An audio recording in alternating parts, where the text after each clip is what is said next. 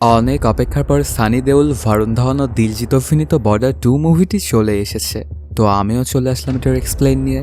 তোমাদের জন্য এত কষ্ট করে নতুন নতুন সিনেমার গল্প নিয়ে আসি, তাহলে তো একটা লাইক আমি আশা করতেই পারি। কোনো স্পয়লার না দিয়ে চ্যানেলটা সাবস্ক্রাইব করে চলো তাহলে গল্পের গভীরে ঢুকে পড়া যাক। সিনেমার শুরুতেই দেখা যায় কয়েকজন পাকিস্তানি আর্মিকে। তাদের মধ্যকার একজন ইন্ডিয়ান কোনো একটা আর্মি বেসের ম্যাপ তৈরি করছিল। এটা যদি তারা তাদের দেশে পৌঁছাতে পারে তাহলে তাদের অনেক উপকার হবে। খুব সহজেই তারা এই বেসকে কাবু করে ফেলতে পারবে। এই বেসটাও ছিল একদম দুইজনের বর্ডারের কাছাকাছি। এখান থেকে মাত্র হাফ কিলোমিটার হেঁটে গেলেই পাকিস্তানের সীমানা। তো ওরা সবাই মিলে শুরু করে দেয় তাদের দেশের উদ্দেশ্যে যাত্রা। ওরা জঙ্গলের মধ্যে দিয়ে যাচ্ছিল, একদম শুনশান জঙ্গল, কোনো মানুষের কোনো চিহ্নও নেই। তারপরে ওরা অনেক সতর্কতার সহিতই আগাচ্ছিল। হঠাৎ করে একজন ঝোপের ওপারে তাকাতেই খেয়াল করে দেখতে পায় সেখানেই দাঁড়িয়ে ওর দিকে বন্দুক তাক করে রয়েছে এক ইন্ডিয়ান আর্মি। ওর নাম ফাতে সিং কালের।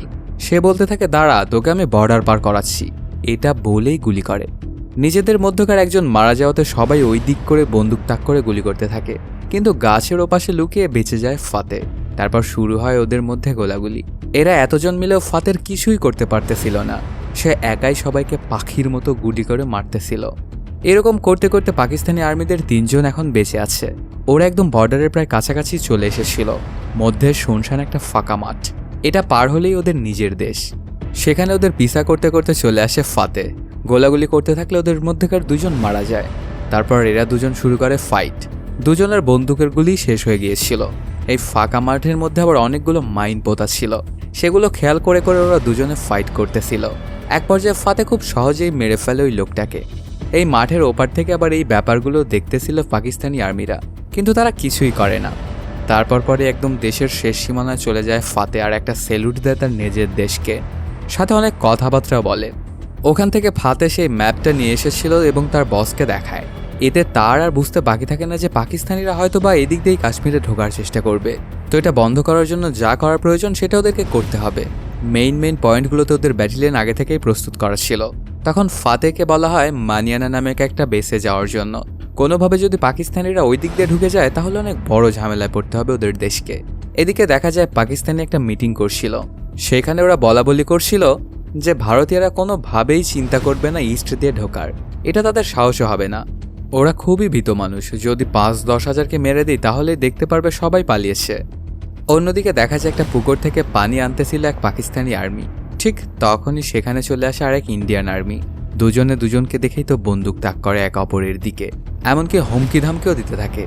ঠিক তখনই সেখানে এক ইন্ডিয়ান আর্মি অফিসার চলে আসে তার 2 জন সোলজার নিয়ে। তারপর নিজের লোকদেরকে সে বন্দুক নিচা করতে বলে আর জানায় এখান থেকে পাকিস্তানিদের বেস 700 মিটার দূরে আর আমাদের বেস মাত্র 200 মিটার দূরে।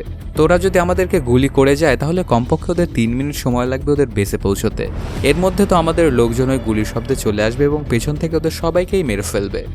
এটা বলেই আস্তে আস্তে সেই পুকুরটা পার করে ওই আর্মি অফিসারটা তার 3 জন সিপাহীকে নিয়ে। ওর নাম হোশিয়ার সিং ডাহিয়া। পুকুরের ওপাশে গিয়ে এক পাকিস্তানি আর্মিকে দেখেই বলতে থাকে, এখনও তো যুদ্ধ শুরু হয়নি, তো কেন তোমরা এমনটা করছো? আর তোমাদের কি শেখানো হয়নি যে বড় কোনো অফিসার দেখলে তাকে স্যালুট করতে হয়? তখন সেই ছেলেটি থতবত খেয়ে যায় আর স্যালুট করে বসে ওকে। পরে ওদেরকে বলে দেয়, এখনও তো যুদ্ধটা শুরু হয়নি, এখান থেকে পানি নিয়েই তোমরা চলে যাও, ঝামেলা জড়ানোর একদম প্রয়োজন নেই, তোমাদেরও তো পরিবার আছে। ওরাও ঠিক তেমনটাই করে। এদিকে দেখা যায় ফাইটার প্লেনের টেস্ট শেষ করে এক পাইলট। ওনার নাম নির্মলজিৎ সিং শেখন। সেখান থেকে গিয়ে তার সিনিয়র অফিসারকে জানায় যে মাত্র 6টা প্লেন উড়ার মতো আছে।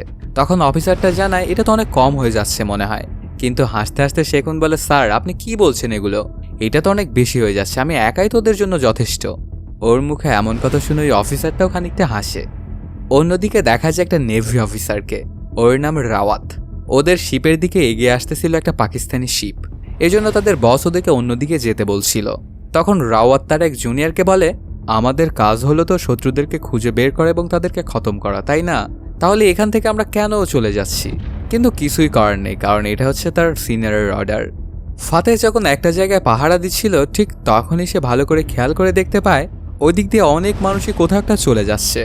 তখন সে গিয়ে একটা বৃদ্ধ লোককে জিজ্ঞেস করে, আপনারা সবাই কোথায় যাচ্ছেন?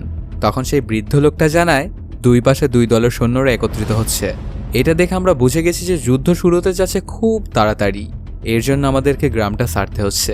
ছোটবেলা থেকে আমি ওই গ্রামেই বড় হয়েছি, কোনোদিন এটাও ভাবিনি যে ওই গ্রামটা কোনোদিন আমাদের ছাড়তে হবে।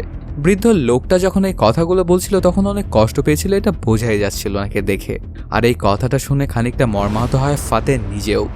এদিকে হোশিয়ার তার এক সিনিয়রকে বলতে থাকে, আজকে ওরা বর্ডারের কাছাকাছি চলে এসেছে স্যার, কালকে হয়তো বা আমাদের উপর তারা অ্যাটাকও করবে, এর জন্য আমাদেরকে প্রথমে অ্যাকশনটা নেওয়া উচিত। কিন্তু সিনিয়র কোনোভাবেই মানেন না আর বলে, তুমি নিয়ম তো সবকিছুই জানো, প্রথমে আমরা কিছুতেই বার করতে পারবো না। হুঁশিয়ার তারপরে অনেক বারবারই সিনিয়রকে বলছিল, কিন্তু কোনোভাবেই কথাটা বোঝাতে সক্ষম হয় না। কাহিনীটা ফ্ল্যাশব্যাকে চলে যায়। দেখা যায় ফাতে এক সৈনিক একাডেমিতে গিয়ে বক্তব্য দিচ্ছিল। সেখানে উপস্থিত ছিল হোশিয়ার, শেখন ও রাওয়াত। ওরা আসলে ফাতের কথা শুনেই মোটিভেট হয়েছিল এবং খুব ভালোভাবেই তাদের ট্রেনিং চালিয়ে যাচ্ছিল। শেখন আর রাওয়াতের সম্পর্ক ছিল খুবই ভালো, ওরা খুব ভালো বন্ধু ছিল। কিন্তু কেন জানি ওদের সাথে খুব একটা মিশত না হোশিয়ার। এই ব্যাপারগুলো কোনোভাবেই আবার মেনে নিতে পারছিল না শেখন, কারণ সে চাইতো যে হোশিয়ারও ওদের সাথে যোগ দিক, কিন্তু সে দিত না।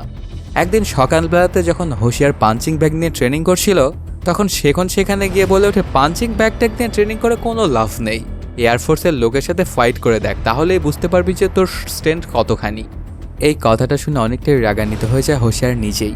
তারপর শুরু হয়ে যায় ওদের দুজনের মধ্যকার ফাইট। দুজনই কেউ কারো থেকেই কম নয়। ওদের দেখে এমনটা মনে হচ্ছিল যেন একদম বাঘে সিংহে লড়াই। এই ফ্রেন্ডলি ফাইটটা এক পর্যায়ে আসল ফাইটে রূপান্তরিত হতে থাকে। তখন রাওয়াত এসে ওদের দুজনকে থামানোর চেষ্টা করে, কিন্তু ওরা দুজনে এতটাই অ্যাগ্রেসিভ হয়ে গিয়েছিল যে রাওয়াতের একার পক্ষে ওদেরকে থামানো কোনোভাবেই পসিবল হচ্ছিল না। ঠিক তখনই সেখানে চলে আসে ফাতে আর বলতে থাকে, এখানে তোমাদের কি ফাইট করার জন্য ডেকে আনা হয়েছে? তোমাদের এখানে এনে ট্রেনিং দেওয়া হচ্ছে কারণ তোমরা যেন সময় মতো দুশমনদের সাথে ফাইট করতে পারো। আর তোমাদের 3 ডিপার্টমেন্টের লোকজনকে কেন একসাথে ট্রেনিং করানো হয় এটা জানো তোমরা? কারণ যেন তোমাদের নিজেদের মধ্যে বন্ডিংটা ভালো হয়। আর্মি, বিমান বাহিনী এবং নৌবাহিনীর মধ্যে বন্ডিংটা অনেক গাঢ় করার জন্য এই কাজটা করা হয়, কিন্তু মেন উদ্দেশ্যই তো তোমরা ফুলফিল করতে পারতেছ না। তারপর ওদের 3 জনকে শাস্তি দেয় ফাতে। একটা পাহাড়ে গিয়ে 10 কিলোমিটার দৌড়াতে হবে ওদেরকে। এখানে এসে ওরা দুজনের প্রতিযোগিতায় নামে। হুশিয়ারোকে বলে, তুই যদি আমাকে হারাতে পারিস তাহলে সবার সামনে আমি তোকে গিয়ে স্যালুট দিব। এটাতে মোটিভেট হয়ে দৌড় লাগায় শেখন, কিন্তু ওদের দুজনকেই খুব সহজেই হারিয়ে ফেলে হোশিয়ার সিং। পরদিন সকালবেলা তোরা যখন একটা ট্রেনিং হলে যাচ্ছিল, তখন আবারও দুজনে এটা জিত লাগায় যে কে আগে ওই ট্রেনিং হলটায় গিয়ে পৌঁছতে পারে। দুজনের প্রায় সময় মতোই চলে আসে, কিন্তু এসে যেটা দেখে এটা দেখার জন্য একদমই প্রস্তুত ছিল না ওরা। দেখতে পায় সেখানেই দাঁড়িয়েছিল ফাতে। আবার ওদের 3 জনকেই একই সাজা দেয় যে পাহাড়ে 10 কিলো দৌড়তে হবে। এবারও ঠিক আগের মতোই ঘটে, ওদের দুজনকে এবারও হারিয়ে দেয় হুশিয়ার সিং। পরদিন সকালবেলাতে আবারও সেই একই কাজই করে, সাথে সাথে ওদের একই পানিশমেন্টও মিলে, আর ফলটাও ঠিক আগের মতোই হয়। সেখান থেকে ওদের সব কাণ্ড কারখানা দেখে বাড়িতে চলে আসে ফাতে। তখন এর ছেলে দৌড়ে এসে ওকে বলে, বাবা আমার জয়নিং লেটার চলে এসেছে, আমি আর্মির জন্য সিলেক্ট হয়ে গেছি। এতে অনেক খুশি হয়ে যায় ফাতে আর জিজ্ঞেস করে, তোর মাকে তুই জানিয়েছিস? কিন্তু ছেলে জানায় যে না, আমার তো সাহস হয়নি, তুমি গিয়ে বলো মাকে। আসলে ওরা দুজনই ভয় পেত মাকে দেখে। তখন আস্তে আস্তে যায় ফাতে এবং বলে সবকিছু খুলে। এই কথাটা শুনে তো অনেকটাই কষ্ট পেয়ে যায় ফাতের বউ, আর ছেলেকে বলে, আমি তোকে বারণ করেছিলাম না আর্মির ফর্ম ভরার জন্য, তাহলে তুই কেন করেছিস এটা? কিন্তু ছেলেকে আবার সাপোর্ট করছিল ফাতে আর বলে, দেশের জন্য লড়াই করার মতো আর গৌরবের অন্য কোনোটাতেই নেই। অনেক করে বোঝানোর পরে বোঝাতে সক্ষম হয় ওনাকে। তারপর ফাতে এবং তার বউ মিলে চলে আসে গুরুদুয়ারাতে প্রেয়ার করার জন্য। ওখানে প্রেয়ার করা শেষ করে দুজনে বাইক নিয়ে ফিরতেছিল বাসায়। তখনই আবার ওই রাস্তা দিয়ে আসতেছিল এরা দুজন। ফাতে এবং তার বউকে দেখে একজন তো আস্তে আস্তে বলে ওঠে, বিউটি অ্যান্ড দ্য বেস্ট। এই কথাটা আবার শুনে নেয় ফাতে আর এসে ওদেরকে ধমকায়, তারপর সরিও বলিয়ে নেয় তার বউকে। সেখান থেকে ওদেরকে শাসিয়ে চলে আসে বউয়ের কাছে আর বলে, জোশ আসলে খুব ভালো জিনিস যদি সেটা ভালো জায়গায় ব্যবহার করা হয়, আর খারাপ জায়গায় ব্যবহার করলে এটার নতিজা অনেক ভয়ঙ্কর রূপ ধারণ করে। পরদিন সকালবেলাতে সবাইকে একটা জায়গায় জমায়েত করে ফাতে। তারপর জিজ্ঞেস করে, একটা ভালো ফৌজি হতে গেলে কি কি প্রয়োজন, এটা কি তোমরা জানো? অনেকজন অনেক রকম উত্তর দেয়, কিছু পছন্দ হয় আর কিছু পছন্দ হয় না ফাতের। তারপর বলে, হ্যাঁ এগুলো তো প্রায় সবকিছুই দরকার, কিন্তু সবচাইতে বেশি প্রয়োজন হচ্ছে অন্য সোলজারদের সঙ্গে ভালো সম্পর্ক। তুমি একা কোনোভাবেই কোনো যুদ্ধ জিততে পারবে না, এর জন্য তোমার প্রয়োজন হবে তোমার সঙ্গীদের সহযোগিতা, তাহলেই কেবলমাত্র একটা যুদ্ধ জয় করা সম্ভব। পরদিন সকালবেলাতে শেখন তার পরিবারের সাথে কথা বলতে থাকে। তার বাবা মা নাকি ওর জন্য একটা মেয়ে দেখেছে বিয়ে করার জন্য, কিন্তু এটা সেটা বলে কথাটা কাটিয়ে দেয় শেখন। ঠিক তখনই সে ভালো করে খেয়াল করে দেখতে পায় হোশিয়ারের পরিবারের কোনো লোকই ওর সাথে কথা বলতো না। এমনকি ওর সাথে কেউ দেখাও করতে আসতো না, আর সবসময় হোশিয়ার সিং একা একাই থাকতো। তারপর সেই ব্যাপারটা গিয়ে রাওয়াতকে জানায়। তখন রাওয়াত বলে ওর কেউ থাকলে না ওর সাথে কথা বলবে। ওর বাবাও নাকি ফৌজি ছিল আমাদের মতো, কিন্তু শহীদ হয়ে গেছেন একটা যুদ্ধে। ওর দাদি ওকে পেলে পুষে বড় করেছে। এরকমভাবে থাকতে থাকতে একা থাকার অভ্যাস হয়ে গেছে ওর। এই কথাগুলো শুনে মনে মনে অনেকটাই কষ্ট পেয়ে যায় শেখন। তার পরপরই সে যায় হুঁশিয়ারের কাছে আর তাকে বলে, আজকে থেকে আমার বোন তোর বোন, আমার পরিবার তোর পরিবার, তুই আজ থেকে আর একা নইস। এই কথাটা শুনে আবার অনেকটাই খুশি হয়ে যায় হুঁশিয়ার। তিনজনেরই ভালো বন্ধুত্ব হয়ে যায়। তারপর থেকে খুব ভালোভাবে ট্রেনিংটা কাটতে শুরু করে ওদের তিনজনের। এদিকে দেখা যায় চিঠি নিয়ে বাড়িতে চলে আসে একটা ডাকপিয়ন। দরজায় গিয়ে ঠোকা দেওয়ার পরে খুব সুন্দর করে একটা মেয়ে বের হয়ে আসে। ওর নাম দেবী। চিঠিটা কে লিখেছিল এটা জিজ্ঞেস করলে পোস্টমাস্টার জানায়, এটা হুঁশিয়ার তোমাকে লিখেছে। কথাটা শুনে তো অনেকটাই খুশি হয়ে যায় মেয়েটার। চিঠিটা নিয়ে দৌড়াতে দৌড়াতে চলে আসে সাদে ওর ছোট ভাইয়ের কাছে। আসলে দেবী খুব একটা লেখাপড়া জানতো না, তখন ওর ভাইকে এটা পড়ে শোনাতে বলে। তখন ওর ভাই চিঠিটা পড়ে, কিন্তু সেও অতটা শিক্ষিত ছিল না। চিঠিটাতে মরার কোনো একটা কথা লেখা ছিল। এটাতে ওরা ভেবেই নিয়েছিল যে হয়তোবা মারা গেছে হুঁশিয়ার। এই ব্যাপারটাতে অনেকটাই মন খারাপ হয়ে যায় দেবীর। আর ওর ছোট ভাই তো ডাকতে চলে যায় ওর বাবাকে।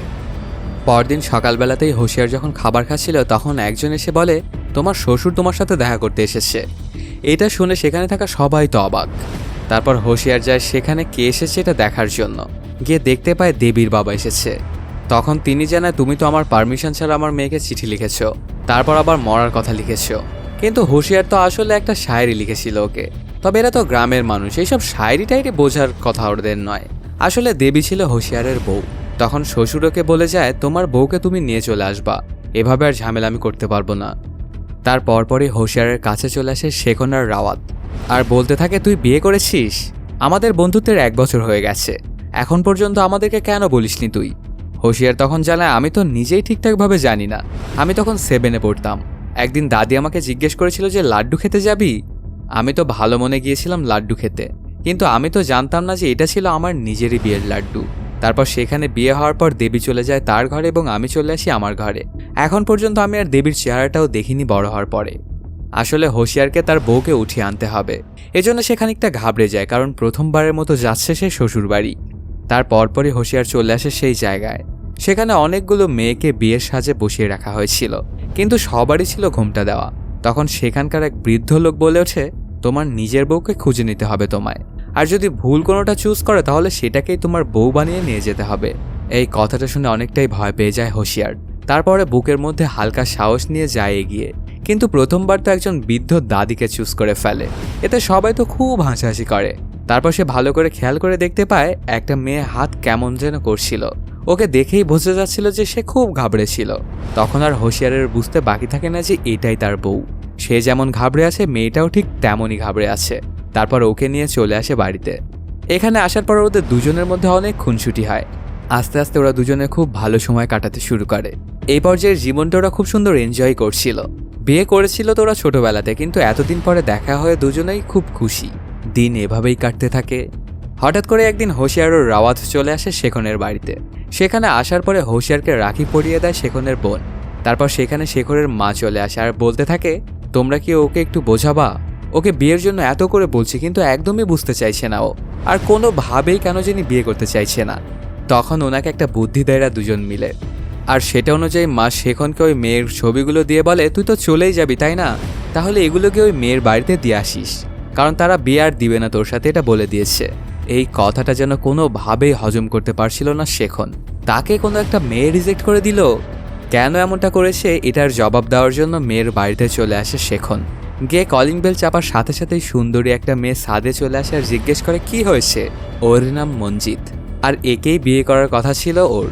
মঞ্জিতকে প্রথম দেখাতেই ভালো লেগে যায় শেখনের। তারপর দরজাটা খুলে বের হয়ে আসে মঞ্জিতের মা। শেখনকে দেখেই তাকে ভেতরে ঢোকায়। ওদের দুজনকে একা কথা বলতে দিয়েই চলে যায় মা পাশের রুমে। তখন শেখন মঞ্জিতকে বলে, আপনি আমাকে না দেখে কেন বারণ করে দিয়েছেন? আমি কি দেখতে এতটাই খারাপ? তখন মঞ্জিত বলে, আমি কই আবার বারণ করলাম, আমি তো বারণ করিনি। এতে শেখনের আর বুঝতে বাকি থাকে না যে ওর বাড়ির সবাই মিলে প্ল্যান করে ওকে এখানে পাঠিয়েছে। অবশ্যই ব্যাপারটাতে দুজনে খুশিই হয়, কারণ দুজনই দুজনকে খুব পছন্দই করে ফেলেছে। তার পরপরই ওদের দুজনের বিয়ের কার্যক্রম শুরু হয়। খুব ধুমধাম করে ওদের দুজনের বিয়েটা সম্পন্ন হয়। পুরো বাড়িতে খুশির মহলে ছেয়ে যায়। কিন্তু খুশি তো ওদের জন্য খুব বেশিক্ষণ টেকে না। হঠাৎ করে রেডিওতে খবর আসে দুই দেশের মধ্যে ঝামেলা অনেক বেড়ে গিয়েছে। এজন্য সকল সৈনিকদেরই ছুটি ক্যান্সেল করা হয়েছে। যত তাড়াতাড়ি সম্ভব সবাইকে বেসে ফিরে আসতে বলা হয়েছে। এই ব্যাপারটাতে তো সবাই অনেক চিন্তায় পড়ে যায়। সবচাইতে বেশি চিন্তিত হয় শেখন, কারণ আজকেই তো সে বিয়ে করলো। তারপরে যেহেতু ডিউটি কল, সেহেতু ওকে তো যেতেই হবে। ওরা তিনজনে নিজেদের বউদেরকে বিদায় দিয়ে রওনা হয় যার যার বেসের দিকে। তিনজনেই ছিল আবার আলাদা আলাদা ফোর্সের লোক। কাহিনীটা প্রেজেন্ট টাইমে চলে আসে। দেখা যায় শেখনের বেসে অ্যাটাক হয়। 3টা বাচ্চাকে বাঁচাতে গিয়ে অ্যাটাকের শিকার হয় শেখন নিজেও। অন্যদিকে দেখা যায় রাওয়াতের জাহাজেও অ্যাটাক হয়। খুবই বাজে অবস্থা হয়ে যায় ওদের জাহাজের, সাথে রাওয়াতেরও। আবার হুঁশিয়ারের বেসেও অ্যাটাক করা হয়। ধামাকাটা হুঁশিয়ারের কাছেই গিয়ে পড়ে। একদম জোড়াজীর্ণ অবস্থা হয়ে যায় হুঁশিয়ার সিংয়ের। এদিকে দেখা যায় পাকিস্তানি সৈন্যরা ইন্ডিয়ান আর্মিদের একটা বেস দখল করে নিয়েছে। সেখানে আবার ওই বেসটা পুনরুদ্ধার করার জন্য চলে আসে ফাতেহ তার দলবল নিয়ে। সাথে সুন্দর একটা প্ল্যানও বানায়। সেই মোতাবেক একজন সৈন্য আগাতে থাকে, কিন্তু কোনো প্ল্যানই তো আর পারফেক্ট হয় না। দেখা যায় হঠাৎ করে পাকিস্তানিরা খেয়াল করে দেখতে পায় এক ইন্ডিয়ান আর্মি ওখানে স্নাইপার তাক করে আছে। ওকে গুলি করে খতম করতে যাবে, তখন ব্যাপারটা আবার খেয়াল করে ফাতেহ গুলি করে পাকিস্তানি সেই সোলজারটাকেই মেরে ফেলে। এই গুলির শব্দটা শুনে পাকিস্তানিরা তো সজাগ হয়ে পড়ে এবং শুরু হয়ে যায় দুই পক্ষের মধ্যে বন্দুক যুদ্ধ। অনেকক্ষণ ধরে চলে এই বন্দুক যুদ্ধটা, কিন্তু শেষমেশ পাকিস্তানিরা ওদের সাথে জিততে পারে না আর সেখান থেকে গাড়ি নিয়ে পালাতে যায়। তবে এ যাত্রায় আর ওদের বেঁচে ওঠা হয় না। সাথে সাথেই সেখানে চলে আসে এবং ওদেরকে সবাইকেই মেরে ফেলা হয়। তারপর যায় কন্ট্রোল রুমের মধ্যে। সেখানে রেডিও সিগন্যাল আসতেছিল পাকিস্তানি আর্মিদের পক্ষ থেকে। তখন ওদের সাথে কথা বলে ফাতেহ এবং ওদেরকে অনেক হুঁশিয়ারি দেয় ওদের সাথে পাঙ্গা নেওয়ার জন্য। খুব বাজে অবস্থা যে করে ফেলবে এটাও জানায়।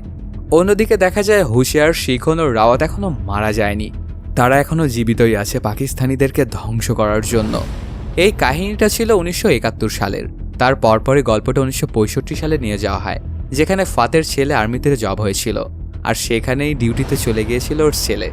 তারপর হঠাৎ এক সকালবেলাতেই সেখানে চলে আসে 3জন অফিসার আর ফাতেহকে জানায়, আপনার ছেলে আর বেঁচে নেই, শহীদ হয়ে গেছে। এই কথাটা শুনে ফাতের অবস্থা তো অনেক খারাপ হয়ে যায়। তার বউকে এখন সে কি বলবে, কারণ সে তো ওদের ছেলেকে কোনোভাবেই আর্মিতে দিতে চাইছিল না। ফাতেহ নিজেই তো জোর করে ওর ছেলেকে আর্মিতে ভর্তি করিয়েছিল। কিছুক্ষণের মধ্যেই সেখানে চলে আসে ওর বউ, আর এই ব্যাপারটা শুনে তো ওর দুনিয়ায় যেন উলটপালট হয়ে যায়। খুব অল্প দিনের মধ্যেই ওর বিয়েটাও ঠিক হয়ে গিয়েছিল, সেটাও তো আর করা হবে না। পরদিন ওদের বাড়িতে চলে আসে ছেলের লাশ। রাষ্ট্রীয় মর্যাদা ওর শেষ কার্য সম্পন্ন করা হয়।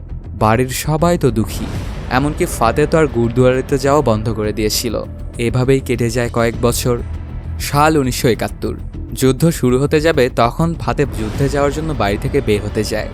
ওর বউ ওকে গুরুদুয়ারাতে যাওয়ার জন্য বলে, কিন্তু কিছুতেই রাজি হয় না ফাতেহ, আর চলে যায় যুদ্ধের ময়দানে। এদিকে দেখা যায় সেই অ্যাটাকটা হওয়ার পর কিছুদিন কেটে গেছে। শেখন, রাওয়াত ও হুঁশিয়ার নিজের কর্মস্থলে ফিরে গেছে। তাদের অবস্থা এখন আগের থেকে একটু ভালো।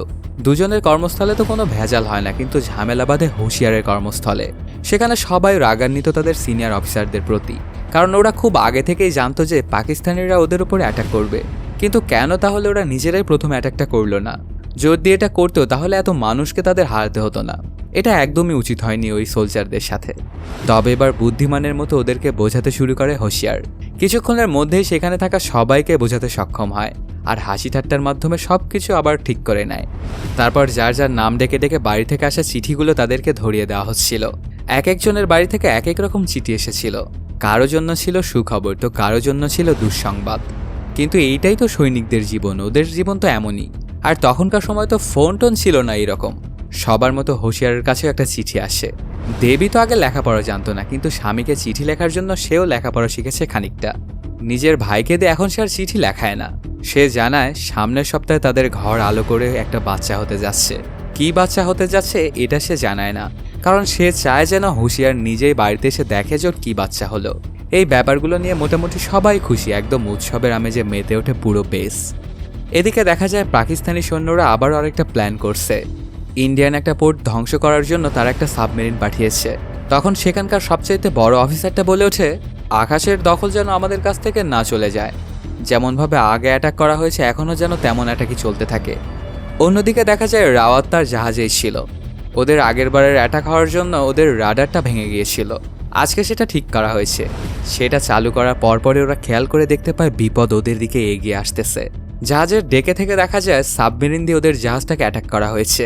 এতে জাহাজের অবস্থা তো আগের বারের থেকে অনেক বেশি বাজে হয়ে যায়। জাহাজের ভেতরে পানি ঢুকতে শুরু করে, অনেক সোলজার মারাও যায়। কি করবে কিছুই বুঝে উঠতে পারছিল না রাওয়াত, কারণ তাদের ক্যাপ্টেনও মারা গিয়েছিল। এদিকে দেখা যায় এয়ারবেসে বসেছিল শেখন। হঠাৎ করে সে তার হেলমেটটা নিয়ে বলে, আমার মনে হচ্ছে আমাদের উপরে অ্যাটাক হতে চলেছে। ঠিক তখনই সাইরেনটা বেজে ওঠে, মানে আসলেই ওদের বেসে অ্যাটাক করা হয়েছে। অনেকগুলো প্লেন এসে ধামাকা করতে শুরু করে দেয় ওদের বেসে। যদিও শিখন এবং তার সকল সঙ্গীরা তাদের প্লেন নিয়ে রানওয়ের দিকে আগাতে থাকে, কিন্তু শত্রুপক্ষ ওদের রানওয়েটায় ধামাকা ছুড়ে এবং সেগুলো ধ্বংস করে দেয় যেন ওরা উঠতে না পারে আকাশে। এই ব্যাপারটাতে ওরা মনে করেছিল যেন জিতে গেছে। আরও এক রাউন্ড ধামাকা করার জন্য ফিরতে যাবে, ঠিক তখনই খেয়াল করে দেখতে পায় একটা প্লেন আকাশে উড়ে যায়। আসলে এটার পাইলট ছিল শেখন। সে একাই অনেকগুলো প্লেনের সাথে লড়তে শুরু করে, গুলি করে কয়েকটা প্লেনকে বিপদেও ফেলে, এমনকি ভূপতিতেও করে। কিন্তু হঠাৎ করে একটা গুলি এসে ওর গায়ে লাগে, ওর প্লেনটা মাটির দিকে যেতে শুরু করে। শত্রুপক্ষরা তো ধরেই নিয়েছিল যে মারা গেছে শেখন, কিন্তু তখনই আবার জ্ঞানটা ফিরে পায় সে। তারপর ওই রেডিও সিগন্যালটাতেই কথা বলতে থাকে পাকিস্তানি পাইলটদের সাথে, যে রেডিও ফ্রিকোয়েন্সিটা ওরা ব্যবহার করতেছিল, আর ওদেরকে উস্কাতে থাকে এটা ওটা বলে। ওরা দুজনও শেখনের কথাতে আবার চলে আসে ওকে একদম ফিনিশ করার জন্য। শেখনের প্লেনে গুলি ছিল মাত্র আর 10 রাউন্ড, এজন্য ওকে বুদ্ধি করে এবার কাজ করতে হবে। তখন সে অনেক জোরে আগে আগে যাচ্ছিল, আর ওর পিছু পিছু ফায়ার করছিল পাকিস্তানি সেই প্লেনগুলো। শেখন তার প্লেনটাকে বাঁচানোর জন্য অনেক চেষ্টা করছিল, কিন্তু ঠিক তখনই আরও একটা গুলি এসে লাগে ওর গায়ে। এবারও শেখন প্রায় অজ্ঞানী হয়ে গিয়েছিল, কিন্তু তারপরে ইচ্ছাশক্তির জন্য সে এখনও জ্ঞান ফিরিয়ে আছে। তারপর আচমকাই গুলি করে বসে পাকিস্তানের প্লেনটাকে পুরো 10 রাউন্ড। চোখের সামনেই সেটা পুরো আগুন ধরে যায় এবং পড়ে যায় মাটিতে। এই ব্যাপারটা দেখে শেখনের জান শান্তি হয়ে যায়।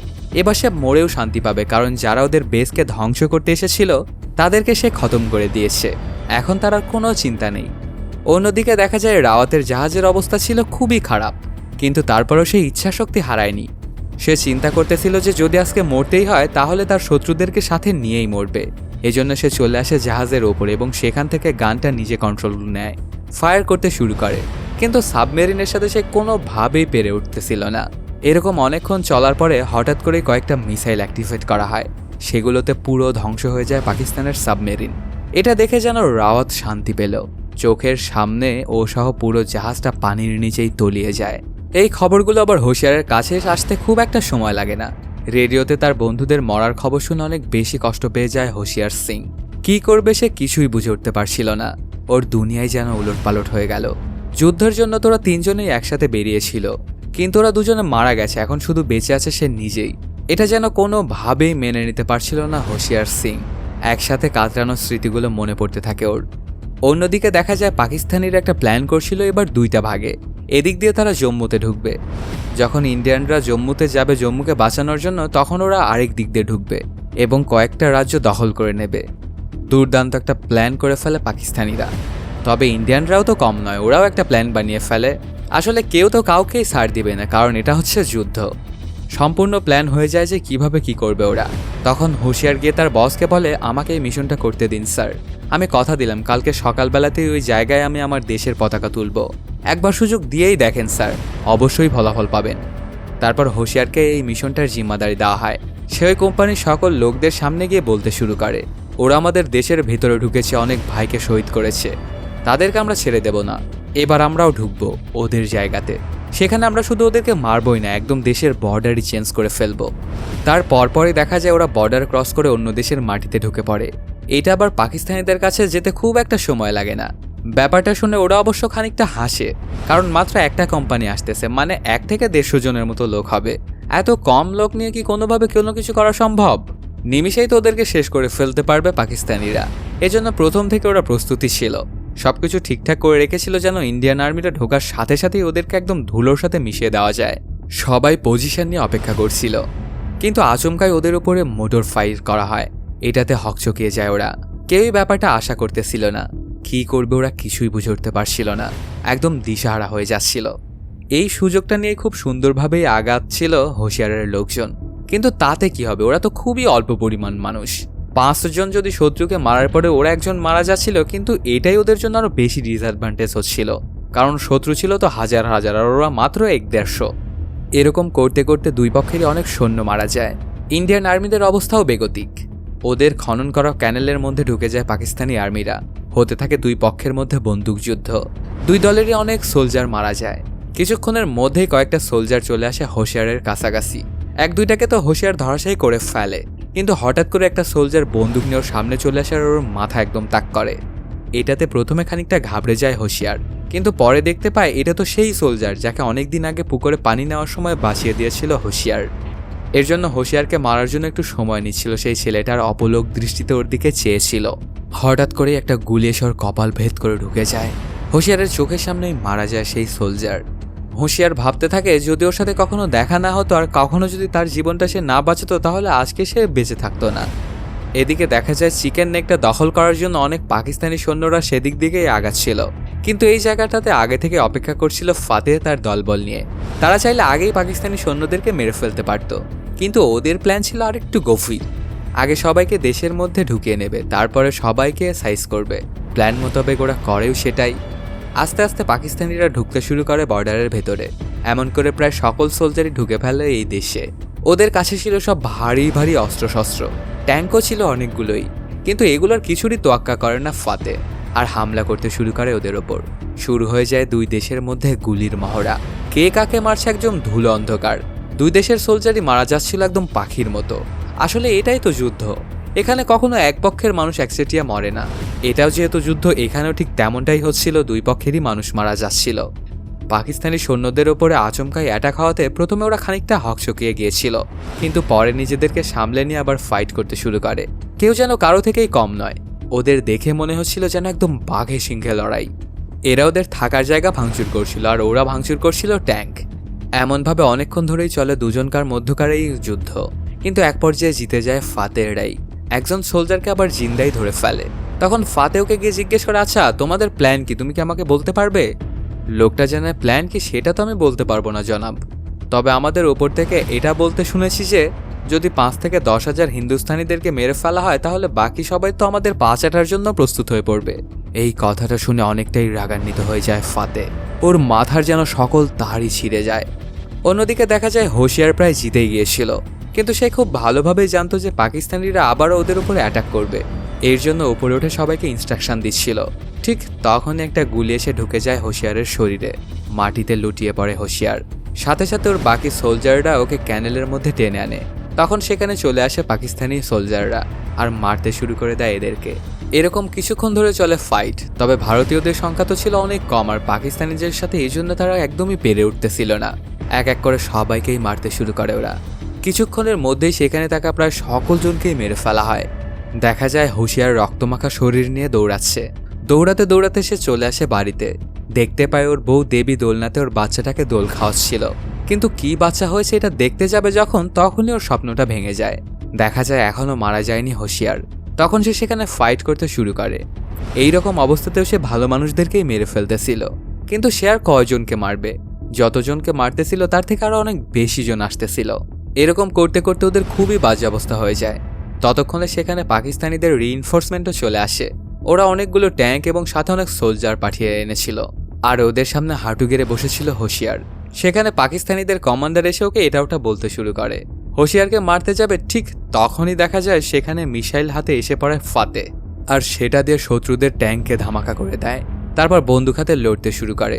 ফাতের সাথে ছিল ওর আরো অনেক রিইনফোর্সমেন্ট।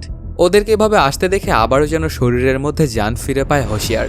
ফাতের সাথে কাঁধে কাঁধ মিলে শত্রুদেরকে প্রতিহত করতে থাকে। এবার আর কোনোভাবেই পেরে ওঠে না শত্রুরা। দেখতে দেখতে প্রায় সবাইকেই মেরে ফেলা হয়। এই যাত্রায় বেঁচে যায় ওরা। তারপর সেখানকার যতজন মারা গিয়েছিল সবাইকেই সম্মানের সহিত শেষ কার্য সম্পন্ন করা হয়। দেশের পতাকাও উত্তোলন করে ওরা। তারপর ফিরে আসে যে যার জায়গায়। সেই যুদ্ধে গিয়ে যারা মারা গিয়েছিল তাদের বডিগুলো পাঠিয়ে দেওয়া হয় তাদের পরিবারের কাছে, এবং সেখানেই রাষ্ট্রীয় মর্যাদা ওদের শেষ কার্য সম্পন্ন করা হয়। আসলে যুদ্ধে তো অনেক সোলজার মরবে, এটাই স্বাভাবিক। যুদ্ধ কখনো কারোর জন্য ভালো কিছু বয়ে আনে না। যুদ্ধে গেলে ক্ষতি দুই দলেরই হবে। তো আমার মতে যুদ্ধে না যাওয়াই একটা দেশের জন্য ভালো। আর এর মাধ্যমে শেষ হয়ে যায় সিনেমাটি। তো বন্ধুরা, কেমন লাগলো আজকের এই এক্সপ্লেনটি জানাতে কমেন্ট করো। আর যদি এখনও চ্যানেলটা সাবস্ক্রাইব না করে থাকো তাড়াতাড়ি সাবস্ক্রাইব করে নাও। দেখা হচ্ছে নতুন কোনো ভিডিওতে। Till then, সায়োনারা।